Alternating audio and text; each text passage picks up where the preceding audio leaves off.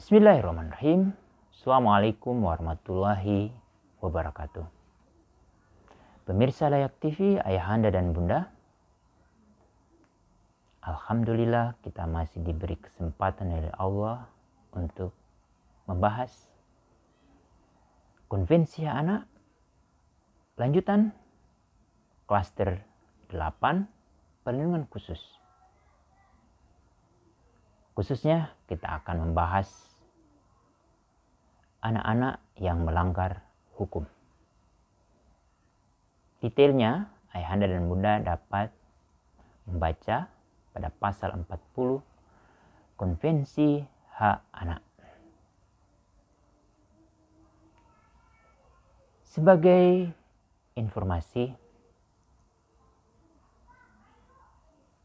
Komite Hak Anak PBB memberi catatan-catatan kepada pemerintahan Indonesia untuk melakukan perubahan terkait dengan penanganan anak-anak yang berkonflik dengan hukum. Dengan dirubahnya Undang-Undang Nomor 3 tahun 1997 tentang peradilan anak menjadi Undang-Undang Nomor 11 tahun 2012 tentang sistem peradilan pidana anak. Undang-undang ini merupakan undang-undang yang terbaik yang ada di dalam menangani anak, baik yang berkonflik dengan hukum maupun yang berhadapan dengan hukum. Dua konsep ini berbeda. Detailnya ada di Undang-Undang 11 tahun 2012. Apa yang menjadi catatan penting dari keberadaan undang-undang ini? Sebelumnya, yang bisa dimintai pertanggungjawab secara pidana itu usia 8 tahun. Sedangkan melalui undang-undang ini yang dapat dimintai pertanggungjawaban secara pidana adalah berusia 12 tahun sampai tinggal 1 detik 18 tahun. Yang menarik dalam proses ini juga harus perlu ayah ketahui, bunda ketahui. Tidak mudah kita menghukum anak. Selalu muncul juga, kenapa anak sampai seperti itu? Sebetulnya, kalau setiap ayah dan bunda, lalu lingkungan, lalu masyarakat, lalu para tokoh budaya itu bersatu untuk melindungi anak kita, menghormati anak kita, lalu memberikan semua akses layanan kepada dia, insya Allah dia tidak akan berbuat seperti itu. Kalau ada anak yang sampai ke level ini, seharusnya ayahanda dan bunda, masyarakat yang ada di lingkungan, masyarakat sekitar dia, para tokoh budaya bersyukur karena kita masih diingatkan.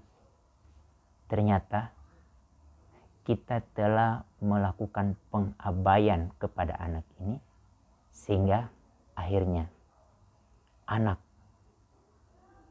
memperlihatkan hal-hal yang tidak sesuai dengan keinginan kita. Sehingga akhirnya anak ini harus berproses dengan hukum. Itu yang pertama. Jadi terbangun kesadaran diri kita dan meminta maaf kalau sampai ada anak yang berproses ini karena pengabaian kita. Hukum ini atau aturan ini menekankan bahwa anak yang berproses itu adalah dianggap sebagai korban. Untuk mengkoreksi dia, ini perlu juga harus dicatat, ke kantor polisi itu adalah alternatif terakhir. Yang utama itu melakukan proses pengalihan diversi dari proses peradilan ke masyarakat melalui proses keadilan restoratif. Ini juga akan berproses. Tapi itu kita tinggalkan dulu. Yang ingin saya tekankan ini menjadi penting. Apa itu? Pertama, ayahanda dan bunda, kalau anak yang berkonflik dengan hukum ini sampai ke proses kepolisian, pertama polisi yang menangani anak itu dia harus memiliki sertifikat sebagai penyidik anak. Kedua, jaksa yang akan menuntut anak ini juga harus punya sertifikat anak.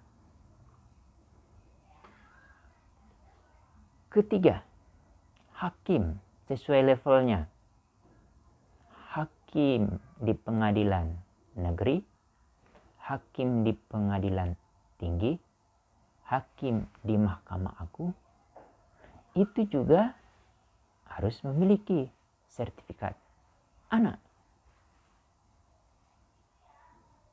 Jadi poinnya, yang akan mem-BAP, lalu yang akan menuntut, dan yang akan memutuskan, itu semua dia memiliki pengetahuan, keterampilan, dan sikap yang selalu non-diskriminasi, kepentingan terbaik bagi anak, selalu memastikan kelangsungan hidup, tumbuh dan berkembang, dan menghormati pandangan anak.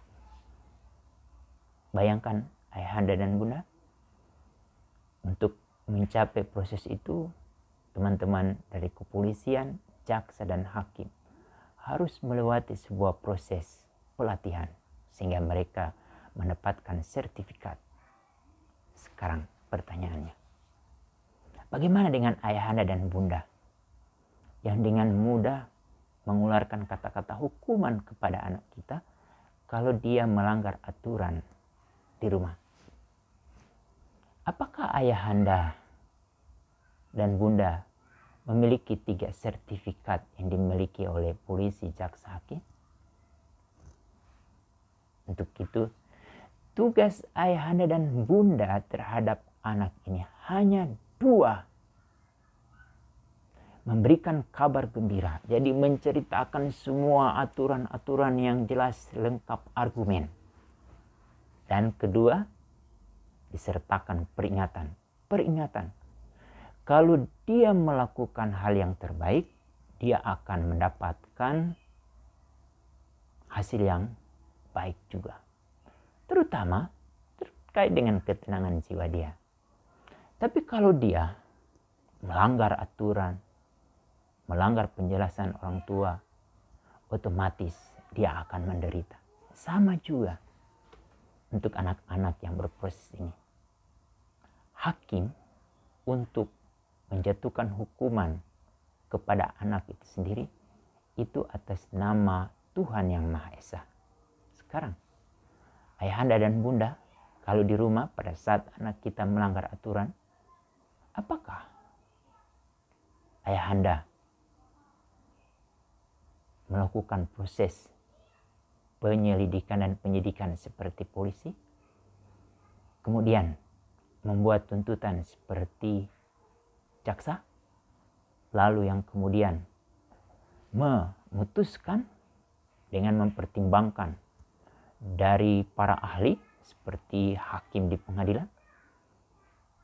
Dan ayahanda perlu ketahui, proses anak yang berkonflik dengan hukum di pengadilan itu harus pengadilan ramah anak. Dia tidak boleh diekspos oleh media karena untuk memastikan privasi dia terlindungi, terutama bagi anak sebagai pelaku, bagi anak sebagai saksi maupun sebagai korban. Tidak boleh diekspos ke media meskipun pakai inisial. Sudah jelas itu di pasal 19 dan hukumannya di pasal 97, dan hakim juga diingatkan di pasal 61 Undang-Undang Nomor 11 Tahun 2012.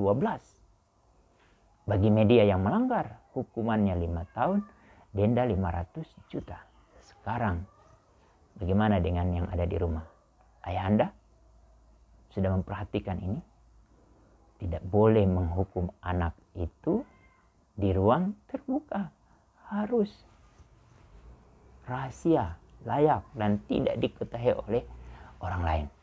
Untuk itu, ayah Anda dan bunda yang memiliki anak di rumah tidak dengan mudah mengeluarkan kata-kata hukuman itu dari mulut kita maupun dari tangan kita. Kenapa harus seperti itu?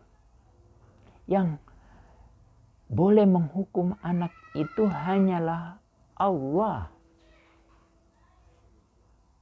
Kita hanya diberi tugas untuk memberikan kabar gembira dan peringatan. Hakim saja pada saat menghukum mengeluarkan 3 putusan. Antara lain, dikembalikan ke orang tua, ke lembaga pengganti, atau ke pembinaan khusus anak. Lembaga pembinaan khusus anak, yang dulu istilahnya lembaga pemasyarakatan anak. Coba ayah Anda, begitu negara sangat menaruh tinggi terhadap harkat martabat anak-anak yang berkonflik dengan hukum maupun yang berhadapan dengan hukum. Untuk itu, mari kita putuskan rantai. Jangan sampai anak-anak kita berproses secara hukum, baik itu di tingkat masyarakat melalui musyawarah maupun sampai ke kepolisian. Itu juga bisa dihentikan oleh teman-teman kepolisian. Kemudian ke penuntut. Para penuntut juga bisa memutuskan untuk tidak melanjutkan ke pengadilan. Begitu juga di pengadilan. Memutuskan kalau bisa tidak diteruskan. Tapi toh kalau tetap diteruskan, anak itu harus ditangani oleh walinya di lembaga pembinaan khusus anak, dan mereka juga sudah dilatih oleh Kementerian Hukum dan HAM, dan mereka juga memiliki bapas yang hebat-hebat yang membantu proses dari proses penyelidikan, penuntutan, sampai keputusan hakim, dan juga mereka pada saat sampai melakukan pemulihan, lalu asimilasi, dan terakhir reintegrasi. Mari kita sama-sama menciptakan lingkungan yang damai sehingga kita pastikan tidak ada anak yang berproses dalam hukum.